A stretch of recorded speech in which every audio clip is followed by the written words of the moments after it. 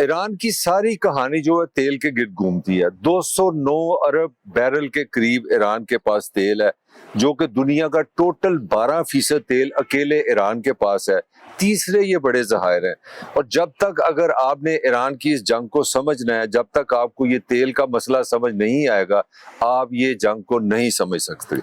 ہوا یہ ہے کہ گزشتہ صدی کے شروع میں ایران میں جب تیل نکلا تو یہ ایز یوزول برطانوی راج زندہ باد، انہوں نے جناب تیل وہاں پہ جو ایران کا تیل پہ سارا قبضہ ایک برطانوی کمپنی نے کر لیا، کیونکہ انہوں نے تیل نکالا تھا. ٹھیک ہو گیا جی.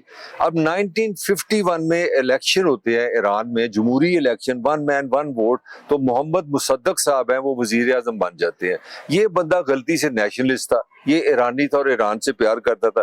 اس نے جو سب سے بڑا گناہ کر دیا، اس نے کہا بھائی ماما خام ہاں برطانیہ، یہ ملک ہمارا، تیل ہمارا، تم کون ہو؟ اس نے نیشنلائز کر لیا. لو جی، اس کا نیشنلائز کر لیا. اور اس کے ساتھ دوسرا اس کا آئیڈیا یہ تھا کہ یہ شاہ ایران کون ہوتا ہے، اس کے اختیارات کم کیے جائیں. تو ایران ایک قسم کا ایک جمہوریت کی پٹری پہ چڑھ گیا. اب مصدق کی حکومت کو ختم کرنا بڑا ضروری ہو گیا برطانیہ کے لیے، کیونکہ برطانیہ تو جمہوریت کی ماں تھی. تو ماں کو تو یہ برداشت نہیں ہوا کہ ایک ملک اپنا تیل جس کا ہو، وہ اپنے پیسے آپ کمائے، اپنے تیل سے اپنے وسائل لے اور لوگوں کی زندگی کرے. تو اس ماں نے نا رپٹ ڈالنا شروع کر دیا. وہ ماں پہنچ گئی امریکہ.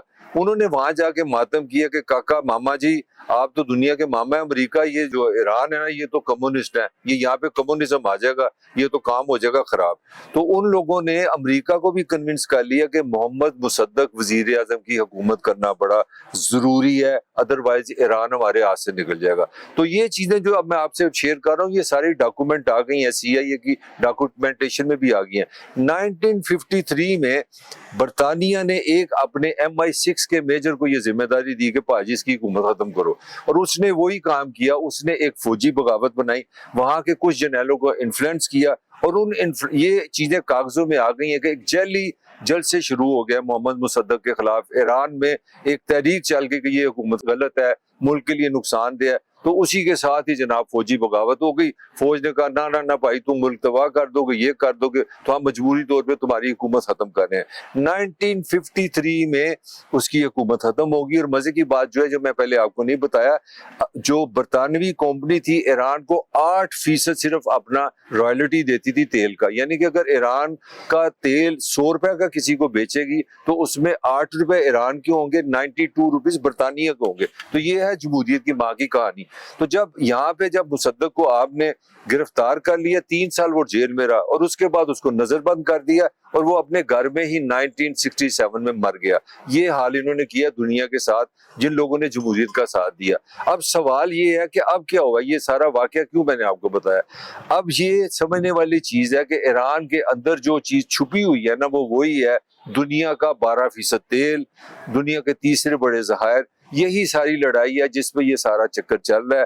اب نظر یہی آ رہا ہے کہ پھر ویسٹ کو پھر وہ منہ میں لالچ آ گیا ہے کہ یہ جو رجیم ہے یہ ہمارے کہنے کے مطابق نہیں چل رہی. 1957 میں یہ رضا شاہ پہلوی کو لے کے آئے، جو 25-26 سال تک پھر وہ شہنشاہ رہا. اور وہ سارا جو دور شہنشاہ ایران کا ہے، رضا شاہ پہلوی کا، وہ سارا پرو امریکہ، پرو ویسٹ تھا. تو اس نے جناب کسی صورت یہ کوشش نہیں کی کہ میرا تیل میں اس پہ قبضہ کر لوں. تو یہ جو لڑائی ہے یہ اس کی بیک گراؤنڈ تھی. اس بیک گراؤنڈ سے آپ کو یہ اب سمجھ آئے گی کہ اس وقت اسرائیل اور ویسٹ جو ہے وہ کیوں ایران کے پیچھے کیوں دوبارہ پڑا ہے. تو یہ وہ بیک گراؤنڈ ہے. یہ ساری 12% تیل کی لڑائی ہے، اس پہ کنٹرول کی لڑائی ہے، اس پہ قبضے کی لڑائی ہے. تازہ ترین جو اس وقت ایران اور اسرائیل اور امریکہ کی جنگ ہے، اس کی سچویشن یہ ہے کہ ایران نے ایک نئی پالیسی پہ کام کیا. وہ پالیسی ہے اگریشن کی. اس نے اپنے آپ کا ڈیفینس کرنے کے بجائے اگریشن پہ اترا ہے، اور وہ ایرانیوں کی ایک حوالے سے ایک اچھی پالیسی ہے. انہوں نے ایران، اسرائیل اور امریکن وار کو they are trying their best کہ یہ ایک عالمی جنگ میں بدل جائے. وہ عالمی جنگ کس طرح بنا رہے ہیں؟ ایران کو جو چیز سوٹ کرتی ہے، 2 چیزیں سوٹ کرتی ہے. ایک تو یہ جنگ لمبی ہو جائے اور یہ عالمی جنگ کی شکل بن لے. اس کے لیے انہوں نے جو سب سے پہلے کام کیا، انہوں نے اسی لیے ابھی جہاں جہاں سے امریکن جہاز اڑا ہے، وہ قطر ہے، وہ بحرین ہے، جہاں جہاں امریکی اڈے ہیں، ایک اندازے کے مطابق 40,000 کے قریب جو فوجی ہیں وہ اس علاقے میں ہیں، اور آج کی جو اطلاع ہے اس میں اچھے خاصے تعداد آ رہی ہے کہ اب جو امریکن فوجی ہیں جو ہلاک ہو چکے ہیں۔ تو ایران نے جو اسٹریٹجی لی ہے، ایران نے یہ اسٹریٹجی لی ہے کہ وہ براہ راست امریکہ سے یا اسرائیل سے لڑنے کی بجائے پورے ریجن کی لڑائی بنا دے، اور یہ سارا جو اندر والا پریشر ہے نا وہ باہر لے جائے۔ تو اس وقت سب سے بڑا جو وکٹم بنا ہوا ہے وہ خلیجی ریاستیں بن گئی ہیں۔ دبئی میں صرف ایک دن پہلے 19,000 فلائٹیں اس پورے ریجن میں جو نہیں چلی، 19,000 فلائٹیں کھڑی ہو گئی ہیں۔ تو یہ پورا ریجن فضائی طور پہ انہوں نے فلوج کر دی، اس میں پاکستان بھی شامل ہے۔ پاکستان میں بھی دن سے تقریباً 200 سے 300 کے قریب فلائٹس ہیں جو Dubai, U A E, Kuwait, Qatar اس علاقے میں جاتی ہیں جو نہیں جا پا رہی۔ تو ایران نے بڑی اسٹریٹجی یہ بنائی ہے کہ وہ اس علاقے کی لڑائی کو نا پوری ایک عالمی جنگ میں بدل رہا ہے، اور اس نے کامیابی سے کر دیا ہے۔ بحرین پہ اس نے حملے کیے ہیں، قطر پہ اس نے حملے کیے ہیں، ایون دبئی پہ حملے کیے ہیں۔ اور دبئی میں اس وقت جو سچویشن یہ ہے کہ دبئی کا ہر امیر آدمی پورے پیسے لگا کے کوشش کر رہا ہے کہ وہ سعودی عرب شفٹ ہو جائے۔